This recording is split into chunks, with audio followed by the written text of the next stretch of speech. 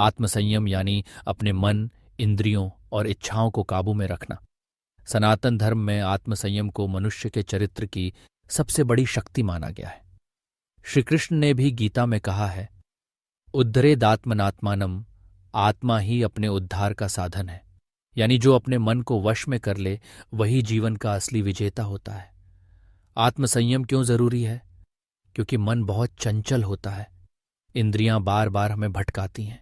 स्वाद, भोग, गुस्सा, आलस्य, क्रोध, लोभ। अगर हम इन पर संयम नहीं रखें तो जीवन दुख, पछतावे और अधर्म से भर जाता है। सनातन धर्म कहता है, मन और इंद्रियां हमारे सेवक हैं, मालिक नहीं। अगर हमने इन पर काबू पा लिया तो संसार भी हमारे वश में आ जाएगा।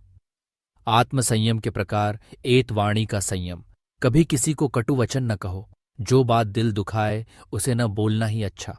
दो भोजन का संयम, पेट के लिए नहीं स्वास्थ्य के लिए खाओ। ज्यादा बासी या अनाचारी भोजन मन को भी अशुद्ध करता है। 3 इंद्रियों का संयम, अधिक भोग, तृष्णा, मोह सब इंद्रियों का खेल है। सच्चा सुख बाहर नहीं भीतर है। 4 विचारों का संयम, बुरा मत सोचो, झूठ मत गढ़ो, दूसरों से द्वेष मत रखो। जैसे विचार वैसा ही जीवन बनता है।